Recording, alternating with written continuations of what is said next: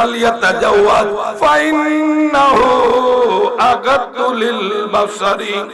এ যুবকেরা, বিবাহ শাদীর মাধ্যমে তোমাদের দৃষ্টি শক্তি সংযত হবে, তোমাদের দৃষ্টি শক্তি সংরক্ষিত হবে, তোমাদের দৃষ্টি শক্তি এদিক সেদিক যাবে না, সংরক্ষিত হবে। ওয়াহসানু লিল ফারাইজি, এবং বিবাহ শাদীর মাধ্যমে তোমাদের লজ্জাস্থানও সংরক্ষিত হবে, হেফাজত হবে। জুড়ে বলেন সুবহানাল্লাহ। তারপর আমার নবীজি বলেন ফাইল্লাম ইয়াস্তাতি ফাআলাইহি বিসসাওম। যদি তোমরা সন্দেহ পোষণ করো তোমাদের স্ত্রীদের অধিকার আদায় করতে পারবে না, তোমার স্ত্রীর যে হক রয়েছে সেটা আদায় করতে পারবে না, তাহলে তুমি কি করবা? ফাআলাইহি বিসসাওম, বেশি বেশি নফল রোজা রাখবা। জুড়ে বলেন সুবহানাল্লাহ। একজন স্বামীকে তার স্ত্রীর হক আদায় করতে হলে কমপক্ষে তার তিনটি কোয়ালিটি লাগবে। এক নম্বর কোয়ালিটি হলো তার শারীরিক সক্ষমতা লাগবে, কি বলেন ঠিক কি না? দুই নম্বর অর্থনৈতিক যোগ্যতা লাগবে, তিন নম্বর তাকে মানসিক সুস্থতা লাগবে, কি বলেন ঠিক কি না? কারণ একজন মানুষ হাজার কোটি টাকার মালিক কিন্তু মেন্টাল ওই ব্যক্তি বিবাহ করবে না। ইসলাম এই নোংরা বিষয় পছন্দ করে না। ইসলাম সর্বকালের সর্বযুগের সর্বশ্রেষ্ঠ আধুনিক মানবতার ধর্ম। এই বিশ্রীকাজ ইসলাম পছন্দ করে না। তাই ইসলামের বিধান হলো যদি কোনো যুবক তার স্ত্রীর হক আদায় করতে অক্ষম হয় বিবাহ শাদী করবে না, সে বেশি বেশি নফল রোজা রাখবে, আল্লাহ পাকের কাছে ফরিয়াদ করবে, চেষ্টা করবে আল্লাহ যেন তার পরিবর্তন করে দেন, তাকে সুস্থ করে দেন, তাকে সচ্ছল করে দেন। জুড়ে বলেন সুবহানাল্লাহ। সম্মানিত সুধী, এই হাদিস শরীফে আল্লাহ পাকের হাবিব আমাদের কি শিক্ষা দিয়েছেন? আজকের জামানায় বর্তমান সময়ে কিছু মানুষ আছে আপনার কথায় কথায় বলে তাকে চারটা বিবাহ করা যায়, বলে কিনা? একটু বলেন, বলে কিনা? আসলে যদিও আল্লাহ বলেছেন ফানকিহু মা তাবা লাকুম মাসনা সুলাসা ওয়া রুবা, চারটা বিবাহের কথা বলা হয়েছে, কিন্তু তাকিদ করা হয় নাই, সুন্নত করা হয় নাই, শুধু জায়েজ করা হয়েছে। পরের আয়াতে বলা হয়েছে যদি কোনো যুবক একটা বিবাহ একজনের হক আদায় করতে পারে না, চারটা করবে দূরের কথা, একটাও করতে পারবে না, কি বলেন ঠিক কি না? সম্মানিত সুধী, অপর হাদিস শরীফে আমার নবীজি বলেন, আমার নবীজি এই হাদিস শরীফের শেষ অংশে বলেন ফাইন্নাহু লাহু ওয়াজাউন। হে আমার উম্মত, হে যুবক, তুমি যদি বেশি বেশি নফল রোজা রাখো, নফল রোজার মাধ্যমে তোমার যৌন শক্তি সংরক্ষিত হবে, তোমার যৌন শক্তি কি হবে? সংযত হবে। তাই তুমি নফল রোজা রেখে রেখে আল্লাহ পাকের কাছে দোয়া করবা, আল্লাহ যেন তোমাকে সচ্ছল করে দেন। সুবহানাল্লাহ। অপর হাদিস শরীফে আমার নবীজি বলেন ওয়ান আবি হুরায়রা রাদিয়াল্লাহু তাআলা আনহু قال قال رسول الله صلى الله عليه وسلم اذا كانت عند الرجل امرأتان فلم يعدل بينهما। আমার নবীজি বলেন যে ব্যক্তি দুইটা বিবাহ করে, কয়টি বিবাহ বলেন একটু, কয়টি বিবাহ? যে ব্যক্তি দুইটি বিবাহ করেন, আমার নবীজি বলেন ফালাম ইয়াদিল বাইনাহুমা, সে যদি দুইজন স্ত্রীকে সমান নজরে দৃষ্টি না দেয়, সমান মহব্বত না করে, সমান মূল্যের কাপড় চোপড় না দেয়, সমান মূল্যের খাবার না দেয়, এক কথায় যাবতীয় বিষয়ে ওই দুই স্ত্রীকে যদি সে সমান নজর না রাখে, আমার নবীজি বলেন ইয়াউমাল কিয়ামতি বাইনাহুমা জাআ ইয়াউমাল কিয়ামাতি ওয়া শাক্কাহু সাকিত। কিয়ামতের ময়দানে বিকলাঙ্গ অবস্থায়, পাঁজর ভাঙা অবস্থায় আল্লাহর কোর্টে দাঁড়াবে। জুড়ে বলেন নাউজুবিল্লাহ। দুইটা বিবাহ করা আসলে আরাম না, খুব বেজাল, অনেক বেজাল। যারা বুঝে তাদের জন্য। কিন্তু আমাদের সমাজের কোন মানুষ আছে, এলাকায় যদি বিবাহ শাদী না করতে পারে, অন্য এলাকায় গিয়া আরেকটা বিবাহ করে। এক দুইটা ছেলে মেয়ে হওয়ার পরে প্রয়োজনে ওই স্ত্রীকে বাদ দিয়া আরেকটা এলাকায় আরেকটা বিবাহ করে। আসেনি এরকম? কথা বলেন আপনারা, আছে কিনা? আর ওই ছেলে মেয়েরা ওই সমাজের বোঝা হয়। রাত্রে গভীরে 1টার সময় 12টার সময় দেখবেন ওই ছেলে মেয়েরা রাস্তা দিয়ে আসতেছে। কারণ কি? তার অভিভাবক নাই, তাকে দেখার মতো কোনো লোক নাই। ওইগুলি ওই সমাজের জন্য বোঝা হয়। আমাদের যুবকদেরকে কি করে সমস্যার মধ্যে নিক্ষেপ করে। এই জন্য ইসলামের বিধান হলো না না স্বামী স্ত্রীর দাম্পত্য জীবন এই দুনিয়ার মধ্যে যারা আল্লাহর কোরআন আমার নবীর সুন্নাহর মধ্য দিয়ে অতিবাহিত করতে পেরেছে, দুনিয়ার মধ্যে জান্নাতি পরিবেশ কায়েম করেছে। সুবহানাল্লাহ। আল্লাহুম্মা সাল্লি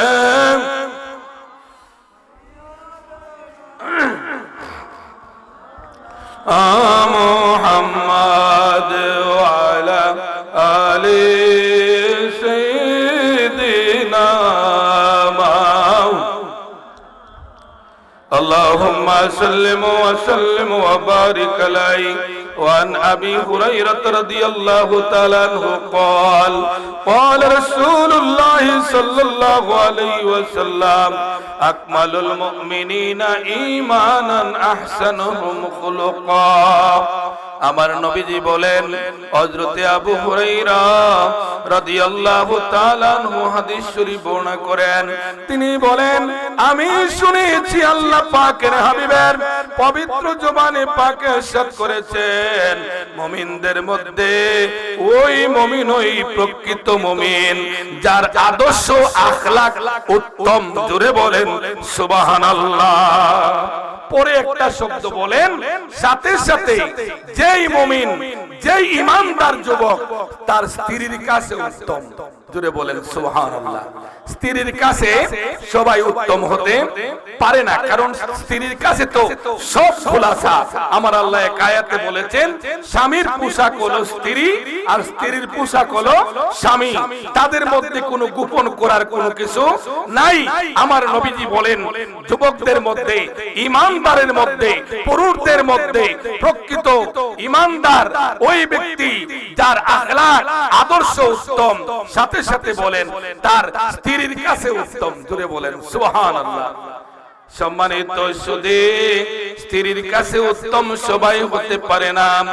আমার নবীজি হুজ্জাতুল বিদায় লক্ষাধিক সাহাবায়ে কেরামের সামনে এই পৃথিবীর আদি থেকে অন্ত পর্যন্ত লম্বা চড়া অত্যন্ত গুরুত্বপূর্ণ আলোচনা করতে গিয়ে ওই দিনেও নারীদের কথা বলেন নাই। সুবহানাল্লাহ। আমার নবীজি বলেন, হে আমার সাহাবীরা, হে আমার উম্মতরা, নারীদের ব্যাপারে তোমরা ওসিয়ত গ্রহণ করো। সাবধান, তারা তোমাদের মধ্যে বন্দিশালার জীবন অতিবাহিত করে। তোমরা তাদের প্রতি জুলুম করবা না। তোমরা যা খাও তাদের তাই খাওয়াইবে, তোমরা যা পড়ো তাই পড়াইবে। সাবধান সাবধান, তাদের প্রতি তোমরা জুলুম করবা না। সুবহানাল্লাহ। আমাদের দেশে এমনও স্বামী আছে, মনে করেন বাজার থেকে একটা কই মাছ নিয়ে আসছে। এমন হয় না? আপনারা তো মাছের এলাকার মানুষ, যে অন্যান্য মাছের মধ্যে একটা কই মাছ, মনে করেন কই মাছটা বাজি করছে, আপনি খাইতেছেন, আপনার স্ত্রী, আপনার ওয়াইফ আপনাকে দিছে, আপনি কই মাছটা খাইতেছেন বাজি। আরেকজনে জিজ্ঞাসা করে, ভাই আপনি যে একা একা কই মাছটা খাইতেছেন, আপনার স্ত্রী খাবে না? আপনি একটা ফতোয়া দিলেন যে না, মহিলারা তো কই মাছ খাওয়া যায় নাই। আছেন এরকম মানুষ? জোরে বলেন নাউজুবিল্লাহ। এমন মানুষও কিন্তু সমাজে আছেন। তাই মা আয়েশা রাদিয়াল্লাহু তাআলা আনহা বলেন, ও দুনিয়ার মানুষ, আল্লাহ পাকের হাবিব আমাকে একই প্লেটে নিয়ে খাবার খেয়েছেন। সুবহানাল্লাহ বলেন। আমার নবীজি আমাকে নিয়ে একই প্লেটের মধ্যে খাবার খেয়েছেন। আমাদের ঘরে আল্লাহ পাকের হুজরা শরীফের মধ্যে গোশত পাক হতো একেবারেই কম। আমি গোশতটাকে হাতটা রেখে দিয়েছি প্লেটের কিনারে। আল্লাহ পাকের হাবিব হাতটি উনার নুরানি জবানের মধ্যে হাতটি আবার দিয়েছেন। আমি জিজ্ঞেস করলাম, ইয়া রাসূলুল্লাহ, নবীজি গো, এই হাড়ের মধ্যে তো কোনো গোশত নাই, এটা তো হাড্ডি, যে গোশত ছিল আমি তো সব খেয়ে ফেলেছি। ইয়া রাসূলুল্লাহ, আপনার নুরানি জবানে এই হাড্ডিটা কেন আবার দিয়েছেন? আল্লাহ পাকের হাবিব বলেন, আনা বুইস্তু মুআল্লিমান, আমি নবী আগমন করেছি, প্রেরিত হয়েছি শিক্ষক হিসাবে। আমার উম্মতরা আমার কাছ থেকে শিক্ষা গ্রহণ করবে। আমার উম্মতরা দেখো আমার পরিবারকে আমি কেমন মহব্বত করি। সুবহানাল্লাহ জোরে বললে পুলিশ তুলিশে ধরবো। জোরে বলেন না সুবহানাল্লাহ। নির্বাচন বেশি দূরে না, কাছাকাছি আসছে। স্লোগান পাইবেন, অমুক ভাইয়ের চরিত্র ফুলের মতো পবিত্র, নামাজ পড়ে না এখন আসেনি এরকম মাতুন না দিয়ে আপনারা। এই যে স্লোগান, এটার কোন ভেরিয়েশন আছে, মাপকাঠি আছে?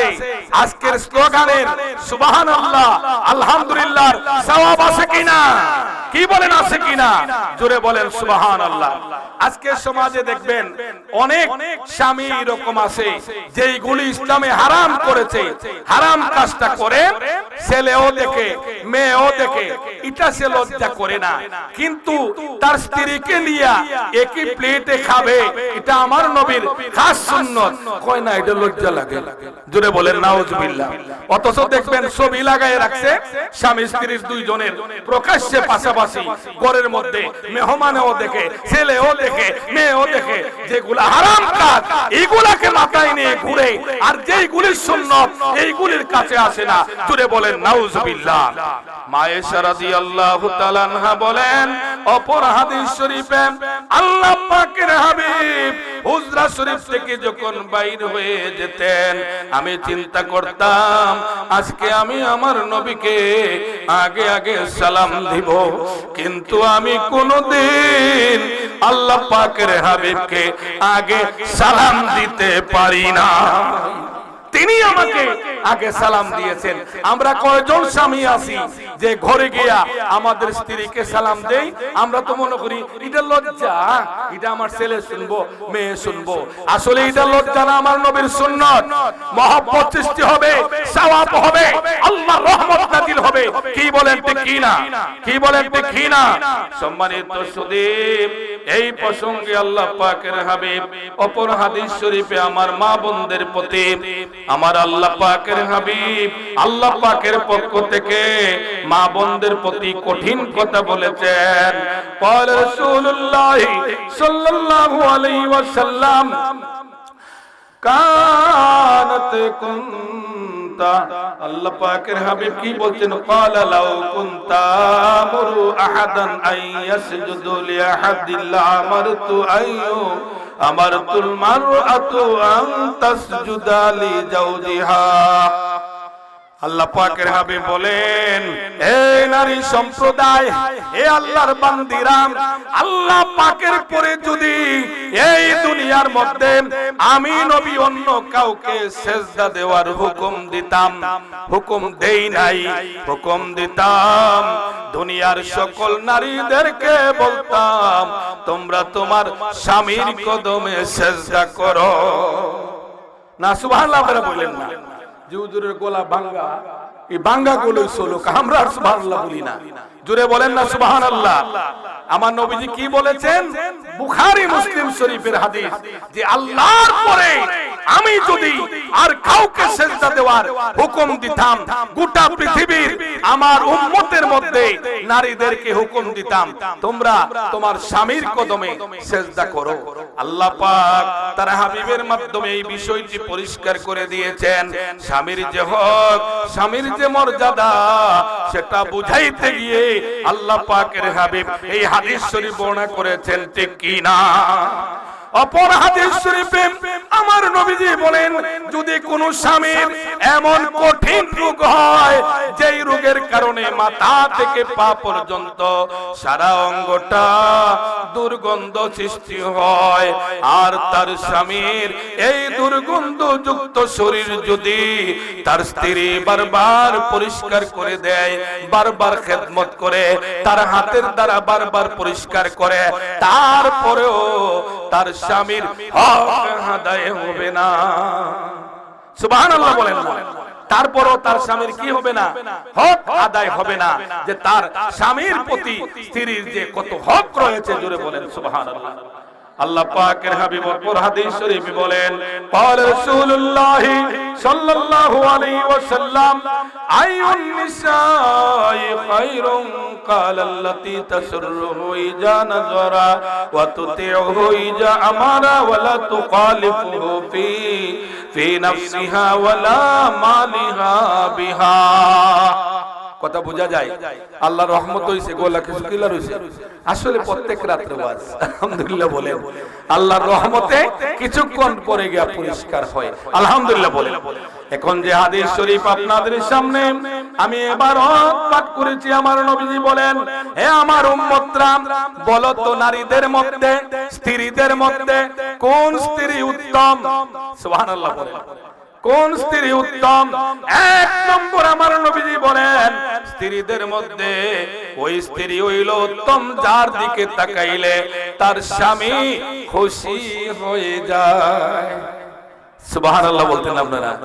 ওই স্ত্রী উত্তম যার দিকে তাকাইলে তার সারা দিন মাঠে কাজ করেছে, অর্ধেক দিন মাঠে কাজ করেছে, ব্যবসা বাণিজ্য করে আসছে, বাসায় আসার পরে তার স্ত্রীর কাছে আসার পরে তার মনটা খুশি, কষ্টের কথা ভুলে যায়। আমার নবীজি বলেন, যাকে দেখলে তার মন খুশি হয়, এই স্ত্রী হলো উত্তম। জোরে বলেন সুবহানাল্লাহ। তারপর আমার নবীজি বলেন, অর্থাৎ যে স্ত্রী তার সৌন্দর্য নিয়া তার স্বামীর সঙ্গে বাহাদুরি করে না, যার বাবার বাড়ির সম্পদ নিয়া স্বামীর সঙ্গে কোনো তাকাব্বুরি কথা বলে না, যে স্ত্রী তার বাবার বাড়ি চেয়ারম্যান সাহেব, মেম্বার সাহেব, বড় মাতব্বর এমন ব্যক্তির মেয়ে ওইগুলি বলে না, অর্থাৎ আমাকে আপনি পাইছিলেন, আমি চেয়ারম্যান সাহেবের মেয়ে, আপনার মতো স্বামী আমার প্রয়োজন ছিল। জুড়ে বলেন নাউজুবিল্লাহ। আমার নবীজি বোঝাইতে চেয়েছেন, স্ত্রীদের মধ্যে সবচাইতে উত্তম স্ত্রী হইল ওই স্ত্রী যে স্ত্রী সৌন্দর্য নিয়া, বাবার বাড়ির ধন সম্পদ নিয়া, বাবার বংশ নিয়া, বাবার বাড়ির কর্তৃত্ব নেতৃত্ব নিয়া স্বামীর সঙ্গে বাহাদুরি করে না, ওই স্ত্রী হইল সবচাইতে উত্তম। সুবহানাল্লাহ। আছে না এরকম স্ত্রী? কি বোন আছে কিনা? সম্মানিত সুধী, আপনারা জানেন মা খাদিজাতুল কুবরা আল্লাহ পাকের হাবিবকে নিজে ইচ্ছা করিয়া পছন্দ করেছিলেন। ওনার পূর্বে 2টা বিবাহ হয়েছিল। ওনার উদ্দেশ্য ছিল আর জীবনে বিবাহ বসবেন না, কিন্তু আল্লাহ পাকের হাবিবের পবিত্র আখলাক মুবারক দেখে, আদর্শ দেখে নিজে আকৃষ্ট হইয়া নিজ থেকে আপনি আমার নবীজির কাছে প্রস্তাব পাঠাইয়াছিলেন, ঠিক কি না? অনেক লম্বা কথা। যখন বিবাহ শাদী হয়ে গেল, আরবের সকল ধনী মানুষগুলি মা খাদিজাতুল কুবরার বিরুদ্ধে বয়কট করেছিল। মা খাদিজাতুল কুবরা একটা বিরাট জিয়াফতের আয়োজন করেছিলেন। নারায়ে তাকবীর, নারায়ে রিসালাত, অধ্যক্ষ মাওলানা কাসালি সাহেব, নারায়ে তাকবীর। আলী আক্কাস সাহেব, আমরা বলি জিন্দাবাদ, সবাই বলি মারহাবা। যাই হোক, আমি কথা সংক্ষেপ করব। মা খাদিজাতুল কুবরা রাদিয়াল্লাহু তাআলা আনহা বড় জিয়াফতের আয়োজন করলেন। এই আরবের বুকের যত ধনী মানুষ ছিল সবাইকে দাওয়াত করলেন। খাওয়া শুরু করার পূর্বে তিনি পর্দার আড়ালে থেকে বললেন, আমার দুইটি কথা আছে, একটু মনোযোগ। সরাসরি হাদিস শরীফ, তিনি হচ্ছেন একটা ফাজিল মাদ্রাসার অধ্যক্ষ, হাজার হাজার আলিমের উস্তাদ। সবাই বলেন মারহাবা, সবাই বলেন না মারহাবা। সম্মানিত সুধী, মা খাদিজা রাদিয়াল্লাহু তাআলা আনহা বলেছিলেন, এই আরবের মানুষেরা আমার বিরুদ্ধে তোমরা বয়কট করেছো কেন? আমি দোষ করেছি কি?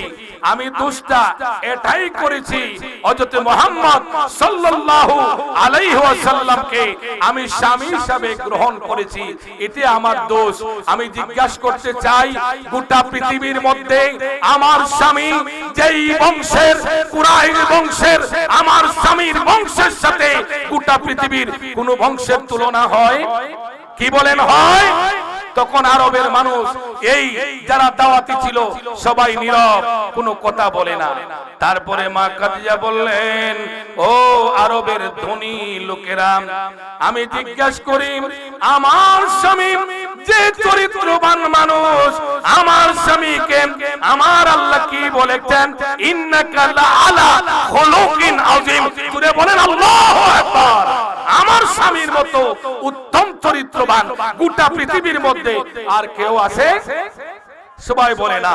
তৃতীয় নম্বর বললেন, ও আরববাসীরা, তোমরা শোনো, আমার স্বামী যেই সুন্দর, এমন সুন্দর যুবক গোটা পৃথিবীর মধ্যে আর কেউ আছে কি? সর্বশেষ বললেন, আমি অপরাধ করেছি, আমার স্বামীর কোনো ধন সম্পদ নাই। আপনারা জানেন, আমি আরবের বিখ্যাত ধনী বাবার সন্তান, আমি ব্যবসা বাণিজ্য করে অনেক ধন সম্পদ অর্জন করেছি। আজ তোমাদের সামনে আমার সকল সম্পদ আমার স্বামীর নুরানি কদমে আমি সঁপে দিলাম।